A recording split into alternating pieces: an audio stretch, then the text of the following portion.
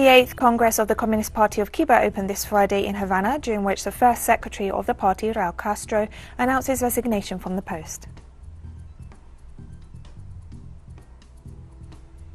The United Nations Economic and Social Council held a special high-level meeting under the slogan "A Vaccine for All" to discuss ways to maximize supply, accessibility and distribution of vaccines worldwide. Mass shootings across the United States continue, with at least 8 people killed in the most recent incident in the city of Indianapolis.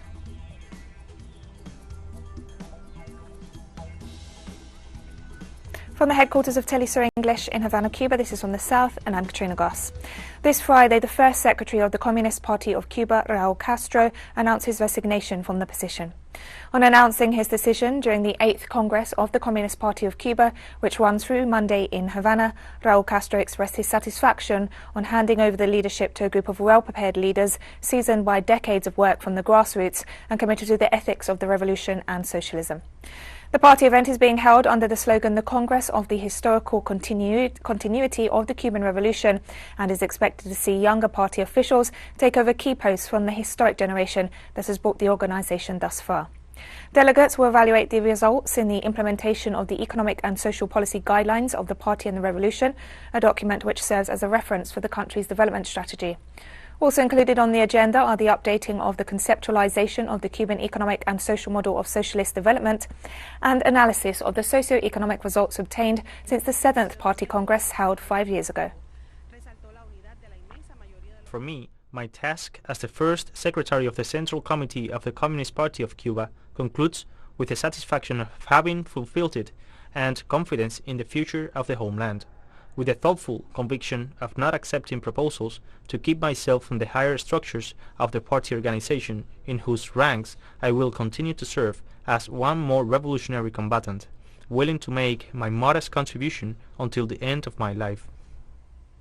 Haiti saw a new day of protest this Thursday to demand the resignation of President Jovenel Moise, the ongoing political and social crisis in the country. Several organizations mobilized in the capital Port-au-Prince and were met with police repression, who fired tear gas and rubber bullets to disperse them. Haitians denounced the authoritarian inclinations of the current government and the support of the international community for the president, who they stress has maintained his grip on power despite his term in office having come to an end. President Moise has reiterated that he will remain in office until 2022, despite the fact that the judicial branch has determined that his constitutional term expired on February 7th.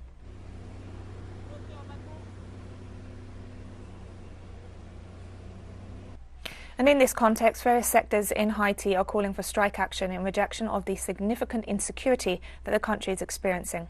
Through a statement, several religious movements criticize the lack of security in the country. Meanwhile, several social movements have mobilized to denounce a lack of concrete action on the part of the current government to stop the wave of kidnappings for ransom. They stress that the authorities are not doing anything to solve the crisis.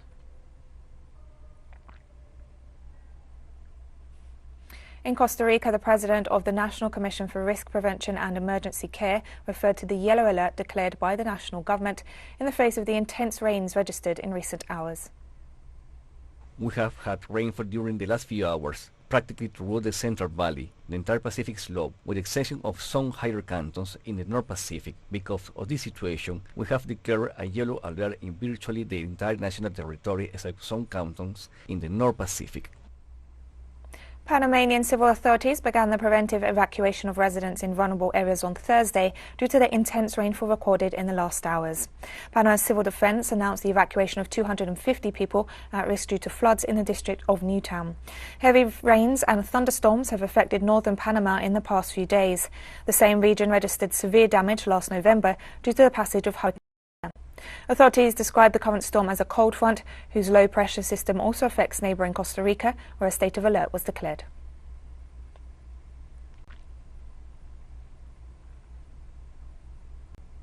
According to a poll conducted by the Poder Data Institute, former Brazilian President Luiz Inácio Lula da Silva would beat current President Jair Bolsonaro in the 2022 presidential elections with a lead of 18 percentage points. The poll shows that far-right President Jair Bolsonaro would lose the election in a second round against Lula da Silva, with 34% of the vote compared to 52% for Lula. The Institute conducted 3,500 interviews between April 12th and 14th to compile the data. The next presidential election is scheduled for October 2nd, 2022.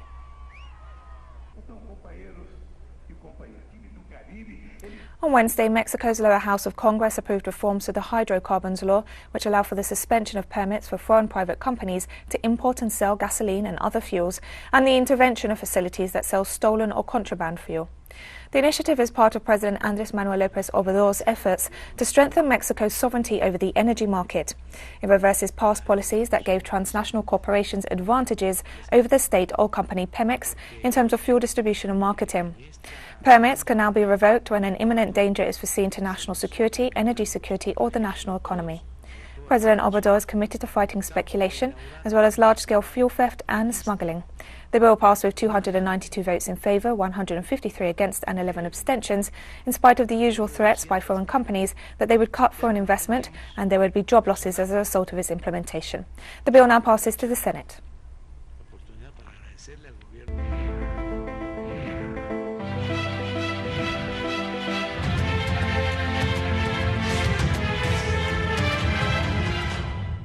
A new explosion took place on Friday morning at La Soufre volcano on the Caribbean island of St. Vincent. The ash column reached an estimated height of roughly 8,000 metres. Winds are pushing the cloud westwards, according to the Seismic Research Service. After 40 hours of quiet, La Soufre erupted again on Friday morning. Seismic activity at the volcano continued as before, with a near-constant swarm of long-period and hybrid earthquakes. The Seismic Service stated that the first successful measurements of sulfur dioxide flux at La Soufre were undertaken along the west coast and yielded an average of 809 tonnes per day. The presence of this component indicates that fresh magma from a deeper source is being degassed, indicating that the eruption is continuing. Explosions with accompanying ashfall of similar or larger size could restart in the future, impacting St. Vincent and neighbouring islands. The volcanic alert level remains at red.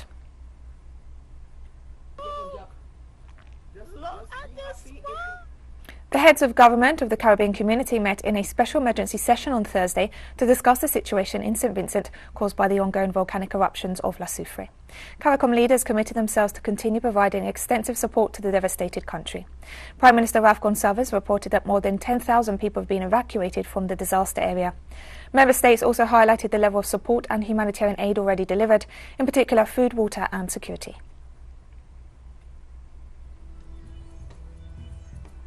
And we'll be right back after this very short break, so don't go away.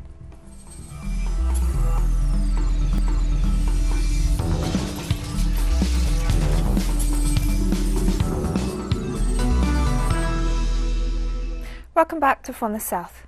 The United Nations Economic and Social Council held a special high-level meeting under the slogan "A Vaccine for All" this Friday. Representatives of member states discussed ways to close the funding gap between industrial and developing countries and maximise the supply, accessibility and distribution of vaccine doses worldwide. Fast and immense progress has been made with the launch of a number of vaccines against COVID-19 in many countries. However, unequal access to jabs is threatening to further deepen the divide between poor and rich countries.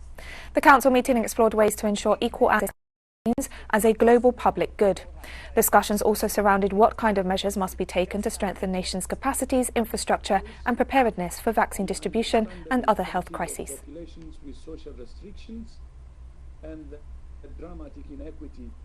And speaking as part of the UN high-level meeting, Venezuelan Foreign Minister Jorge Arias called for a coordinated response from the international community to end the COVID-19 pandemic.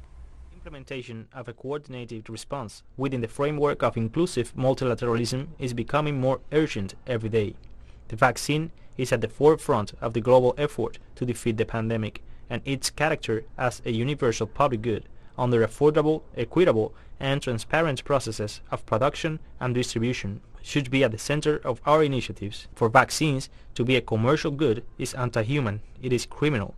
Venezuela recognizes the efforts of the United Nations and the leadership of the World Health Organization to address the emergency and support developing countries in this process. And in his statements to the UN high-level meeting, the Minister of Foreign Affairs, International Trade and Worship of Argentina, Felipe Sola, referred to the ongoing health inequalities that have increased as a result of the pandemic. COVID-19 has revealed the vulnerabilities and inequities of health and social protection systems as never before. In the face of an unprecedented health crisis, and in spite of having the first vaccines in only 12 months, according to the World Health Organization, only 0.1% of the doses delivered in the world were in low-income countries, while high-income countries account for more than half of the doses administered. A COVID-19 double mutant variant has been identified in 10 states in India thus far, authorities from the Health Ministry told local media on Thursday. Scientists described the new double mutation strain as a hybrid of the South African, British and Brazilian variants of the coronavirus. Experts have noted that it is impossible to confirm whether the mutation is responsible for the alarming rise in infections. However, the UK variant has been found in 80% of people with COVID-19 in Punjab. Officials are also analysing the role of the double mutant's role in COVID-linked deaths, the severity of infections, preliminary infection, reinfection, and its effects on vaccination.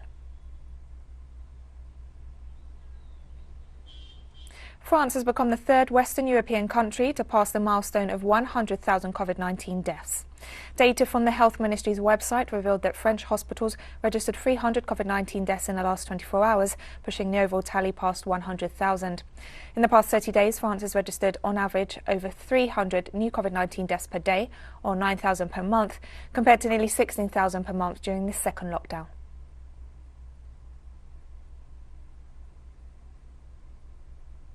On Thursday, a top official from the World Health Organization stressed that about 1.6 million new COVID-19 cases are reported each week in Europe, where the death toll has already passed 1 million. According to Dr. Hans Kluge, regional director of the WHO in Europe, the situation remains very serious. He emphasized the continent must keep up its guard with social distancing and speed up vaccinations as new virus strains drive infections to record levels in some nations. A tally by Johns Hopkins University shows nearly 3 million deaths linked to COVID-19 worldwide, with the United States, Brazil and Mexico reporting the highest number of fatalities, collectively representing more than 1.1 million.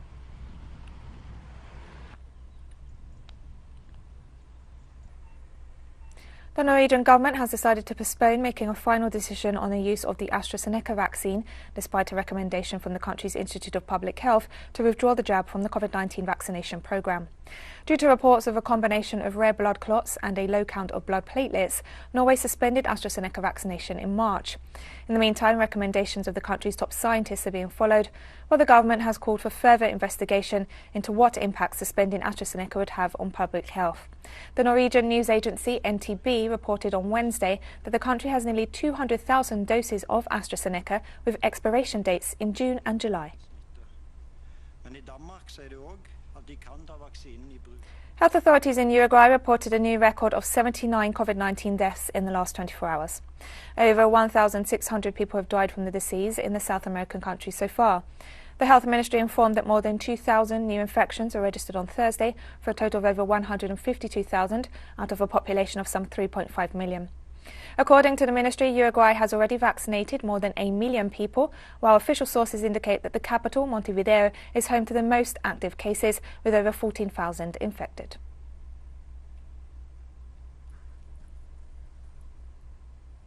At the second meeting of ministers of the Ibero-American Summit, the government of Mexico expressed its concern over the irregularities in the distribution of vaccines and drugs against COVID-19 throughout the world.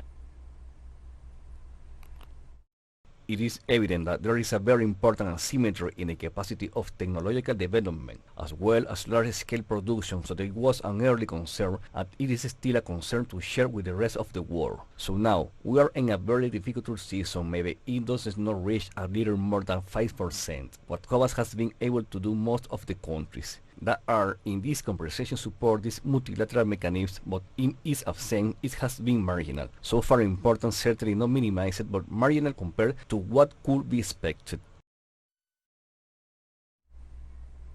And the Mexican diplomat also proposed to his colleagues to promote joint projects to develop the technological and scientific systems in the member countries of the Ibero-American Summit. Our strategic purpose is to have the necessary development to reduce the dependence that we have at the moment on vaccines and probably later on to associated to vaccines, because access to new technologies is important for the future of medicine. Therefore, our societies would like to take advantage of this situation to underline the importance, that we consider in this case we are talking about vaccines, but we could extend them to other fields. The importance that we can make a synergy and have FTS accelerate becoming an accelerator on an important scale of technological development necessary to ensure our ability to respond to such case phenomena like the one we are now living. The mayor of the Brazilian city of Rio de Janeiro, Eduardo Paes, has tested positive for COVID-19 once again, a year after his first infection. The official said he was feeling very well despite having flu symptoms after testing positive. The state of Rio de Janeiro, with 17 million inhabitants, has accumulated 40,000 COVID-19 related deaths, with 300 confirmed in the past 24 hours. It is among the 5 most affected states in the country, with a rate of 232 deaths per 100,000 inhabitants. Despite the record death figures in recent months and several new strains of the coronavirus ravaging the country, the city of Rio de Janeiro announced last week the easing of restrictions on hospitality businesses and other activities.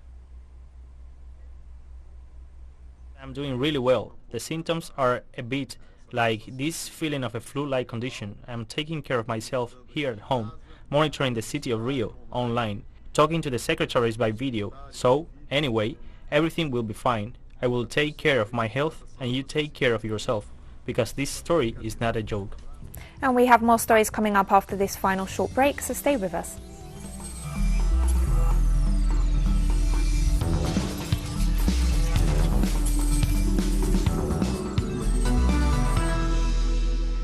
Welcome back to From the South. At least 8 people were killed in a shooting at a FedEx facility in the United States city of Indianapolis late Thursday. The incident in Indianapolis follows a spate of mass shootings across the US in recent weeks. At the end of last month, 4 people, including a child, were shot dead in an office building in Southern California. On March 22nd, 10 people were killed at a grocery store in Boulder, Colorado. That came less than a week after a man shot and killed 8 people, including 6 women of Asian descent, at a spa in Atlanta, Georgia. Thursday's shooting was the 3rd in Indianapolis this year. After a preliminary search of the grounds, inside and out, we have located 8 people at the scene with injuries consistent to gunshot wounds. Those 8 were pronounced deceased here at the scene. We have been made aware of multiple other people with injuries who have been transported to local hospitals or who have transported themselves to local hospitals. Japan's Prime Minister headed to Washington on Thursday to become the first foreign leader to hold face-to-face talks with US President Joe Biden, with concerns about China topping the agenda. Yoshihide Suga will be hoping to renew the alliance with Washington after the Trump era, as well as compare notes on Beijing as the 2 nations have become allies in their attacks on China. The trip comes after 2 top US officials visited Japan in March and following a summit of leaders from the Quad Alliance, a grouping of the United States, Japan, Austria and India.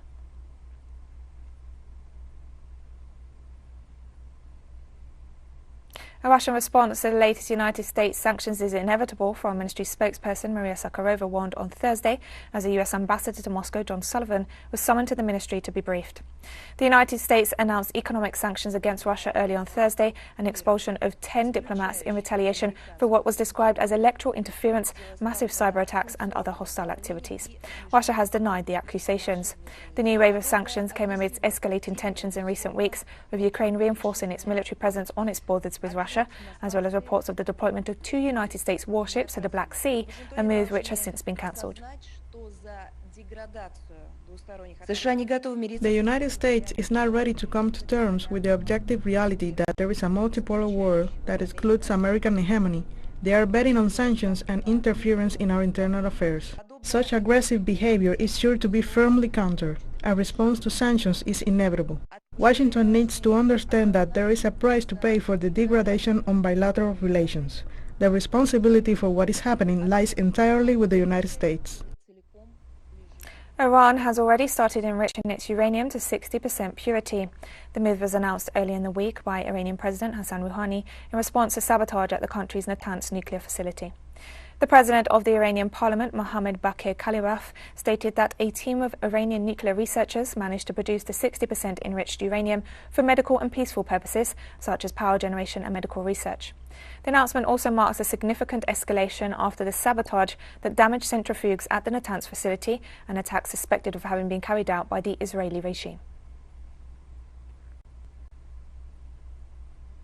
In Iraq, an explosion shook a market in East Baghdad on Thursday, killing 1 person and 12 others. The blast is the second in the Iraqi capital this year. The Baghdad police chief told local media that the explosion was caused by a car bomb. The group has claimed responsibility for the attack. The incident came hours after drone strikes targeted US-led coalition troops near Erbil airport and a Turkish military base in the north of the country. There is no immediate confirmation of any link between the two attacks and no claim of responsibility.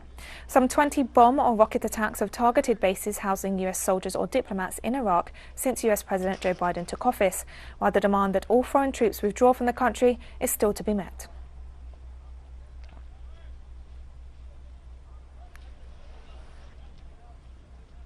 The United Nations and its aid partners have seen no proof of a declared withdrawal of Eritrean troops from Ethiopia's Tigray region, according to the world body's top humanitarian official, who also warned the situation in the embattled region has deteriorated.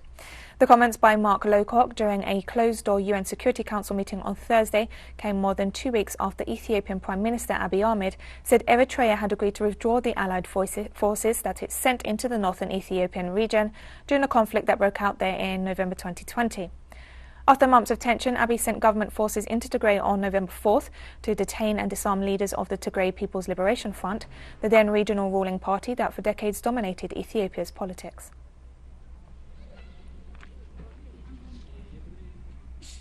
Benin's Constitutional Court on Thursday approved the provisional results of the April 11th election, giving President Patrice Talon a landslide re-election victory with 86.3% of the vote.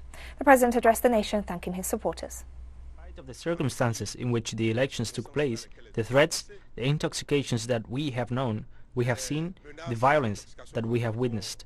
In spite of all that, more than half of the voters went to the polls and expressed their choice. This is something that must be underlined and welcomed. We have come a long way, and we will go a long way. Now, each one of us will have to see the effects of our common effort in his house, in his personal well-being, and this may seem immense, but for me, it will be easy. It will be easy because now we know how to do it. And we've come to the end of this news brief. Remember, you can find these and many of our stories on our website at telesurenglish.net. You can also follow us on social media. We're on Facebook, Twitter, Instagram and Telegram. For teleSUR English, I'm Katrina Goss. Thank you for watching.